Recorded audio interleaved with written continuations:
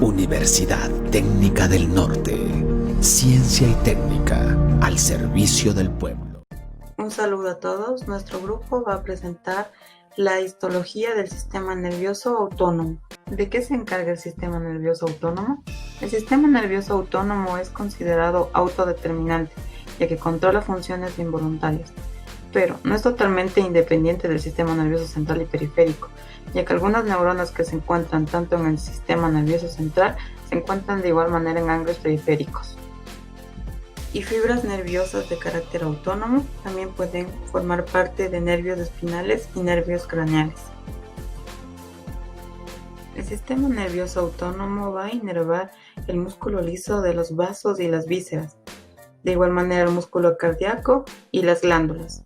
Entonces, controla acciones como la respiración, la circulación, la digestión, la temperatura, el metabolismo, entre otros.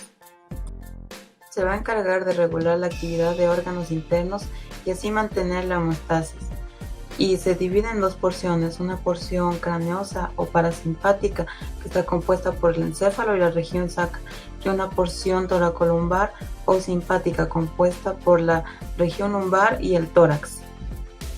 En cuanto a las vías que transportan el impulso, tenemos dos vías, una aferente que lleva el impulso hacia el centro integrador y una eferente que lleva el impulso hacia el músculo o glándula que va a efectuar la función. Cada vía eferente está compuesta por dos neuronas, una preganglionar y una postganglionar.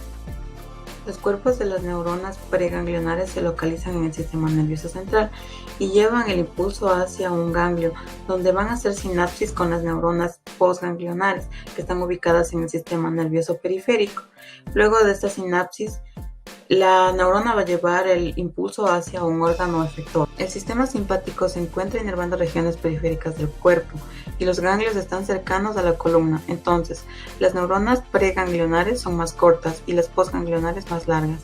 En cambio, el sistema nervioso parasimpático inerva la zona visceral y los ganglios están cercanos a los órganos efectores.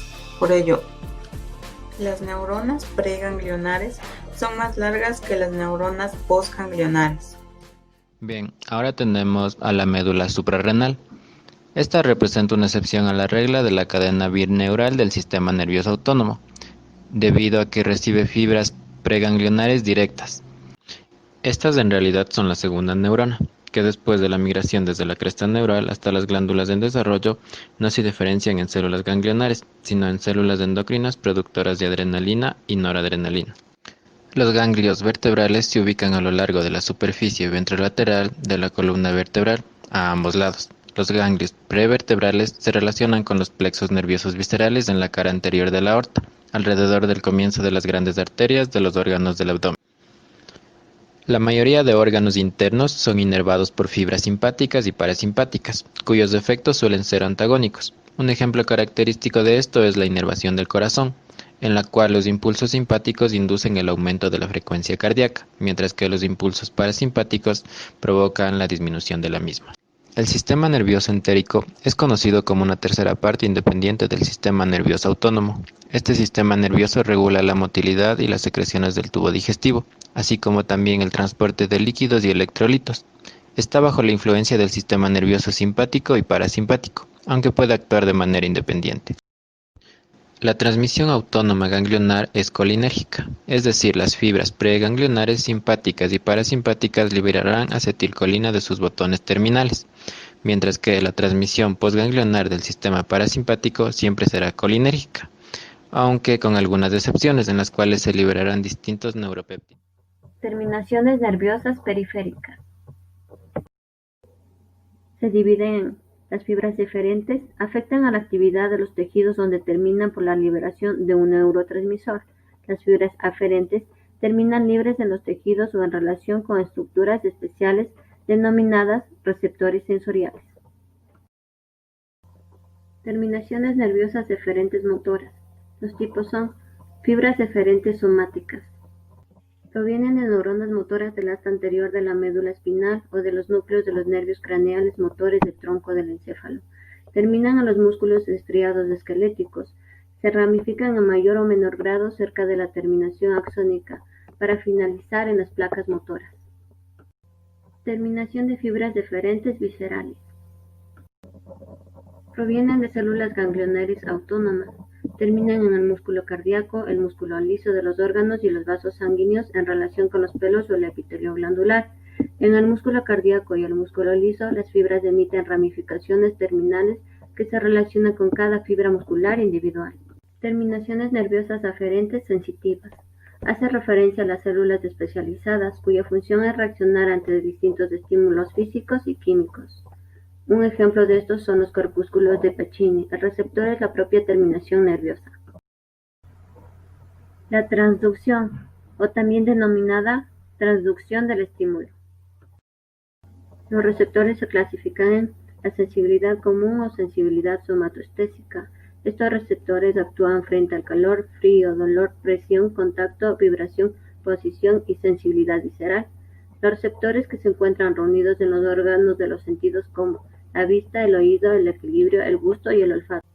Los receptores también pueden clasificarse de acuerdo con el tipo de estímulo adecuado, por lo que se diferencian en mecanorreceptores, quimiorreceptores, fotorreceptores y termorreceptores. Los fotorreceptores son neuronas especializadas sensibles a la luz, localizadas en la retina externa de los vertebrados. Otra clasificación de los receptores es según la posición anatómica, como los exterorreceptores, propioreceptores y los interorreceptores. Los receptores de los mecanismos de transducción pueden clasificarse en dos: las terminaciones sensoriales libres y las terminaciones sensoriales encapsuladas. Ahora vamos a hablar sobre las terminaciones nerviosas aferentes libres. Estas son el tipo más frecuente de receptores sensoriales. Se encuentran en casi todos los epitelios y en el tejido conectivo.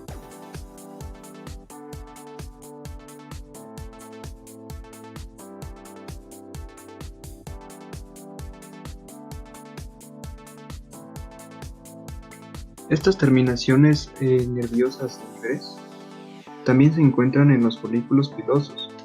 Los rodean para terminar en la vaina dérmica, como se aprecia en esta imagen.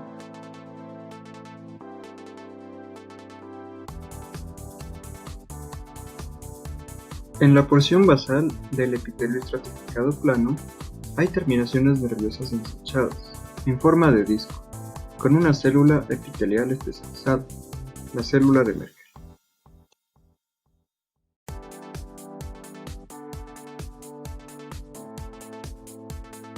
Vamos a hablar ahora sobre los mecanorreceptores. Tenemos de adaptación lenta. Estos mecanorreceptores de adaptación lenta se adaptan con lentitud a los estímulos y envían potenciales de acción por la fibra mientras dura este estímulo. Es decir, que la descarga es máxima al aplicar el estímulo y luego decrece progresivamente. Esta señal se envía de forma continua al sistema nervioso central. Tenemos ejemplos como los usos. En cuanto a los receptores de adaptación rápida, se adaptan con rapidez y solo reaccionan cuando comienza el estímulo y en ocasiones cuando termina. Se descarga cuando se aplica el estímulo y luego, como podemos ver en este ejemplo, los corpúsculos de Pacini, que se encuentran a nivel profundo de la hipodermis e intramuscular, y su función es detectar presiones y vibraciones. Los nociceptores. Estas son terminaciones nerviosas libres receptores al dolor, es decir, que reaccionan a un potencial lesivo, alertan al organismo. Bien, tenemos mecanorreceptores de alto umbral. Estos reaccionan ante estímulos mecánicos relativamente intensos, y los mecanorreceptores de bajo umbral reaccionan ante acciones mecánicas leves, por ejemplo, fibras nerviosas que rodean al pelo. Las terminaciones nerviosas aferentes encapsuladas. Estas terminaciones corresponden a tres tipos de corpúsculos: los corpúsculos Pacini, los corpúsculos Meissner y Ruffini. A continuación les voy a explicar. Aquí tenemos los corpúsculos de Pacini. Estos son mecanorreceptores de adaptación muy rápida. Reaccionan específicamente ante vibraciones y tienen una forma ovoide. Se encuentran en el tejido conectivo subcutáneo, mano y piel. También están en el periósteo, la membrana interósea y alrededor de las articulaciones y en los músculos. Podemos observar, esto se compone de una fibra nerviosa que se encuentra en la parte más central de color rojo, de laminillas que van a estar de color verde, de una cápsula tanto parte interna como parte externa y de un paquete nervioso. Los músculos de Meissner, en cambio, son cuerpos elipsoides que están compuestos por una cápsula laminar gruesa de células Schwann. Van a rodear las terminaciones sónicas, se ramifican y forman un arrollamiento. Se encuentran en una capa papilar de la dermis y tienen numerosos en los puntos de los dedos de las palmas, manos y plantas. Los corpúsculos de Ruffini son estructuras usadas compuestas por unas fibras colágenas. Se encuentran en la dermis de la piel con pelo y las fibras colágenas se relacionan con las fibras de la dermis. El estiramiento va a deformar las ramificaciones nerviosas aferentes y crea potenciales de acción. Y por último, estos son mecanorreceptores y se cree que son una adaptación más rápida, recordando también que son cápsulas articulares. Usos musculares. Son receptores sensoriales ubicados en el interior del vientre muscular que detecta cambios en la longitud del músculo. Son propios de la musculatura esquelética y proporcionará información sensitiva al sistema nervioso central sobre la longitud del músculo y la velocidad del cambio de esta longitud. Los usos musculares están compuestos por fibras extrafusales, que son fibras propias del músculo esquelético que no forman parte del uso muscular, y por fibras intrafusales, que son especializadas y se fijan por ambos extremos del uso a un tendón o perimicio. Las fibras intrafusales serán de dos tipos. Fibras de bolsa de saco nuclear, cuyos núcleos estarán localizados a manera de cúmulos en la porción central, y fibras de cadena nuclear, cuyos núcleos estarán dispuestos uno al lado de otro a manera de cadena. El uso muscular posee tanto inervación sensorial como motora, y recibirá tres tipos de fibras nerviosas. La inervación motora estará dada por las fibras eferentes gamma, con inervación dinámica para las fibras en saco nuclear y estática para las fibras en cadena. Las fibras de inervación sensitiva van a ser de dos tipos: aferentes primarias, que son fibras gruesas que se enrollan en espiral y transmitirán información relacionada con cambios de tamaño y velocidad del vientre muscular, y aferentes secundarios, que inervarán las fibras de cadena nuclear y solo responderán a cambios de longitud del músculo. Mecanismo de acción.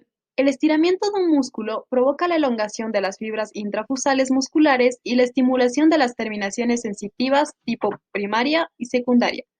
Estos impulsos nerviosos llegan a la médula espinal y establecen sinapsis con las fibras eferentes alfa y los impulsos pasan y estimulan las fibras musculares extrafusales y el músculo se contrae. Los músculos esqueléticos poseen fisiológicamente la función de contraerse y sucesivamente regresar a su posición de reposo, estirarse, como es el caso del reflejo miotático.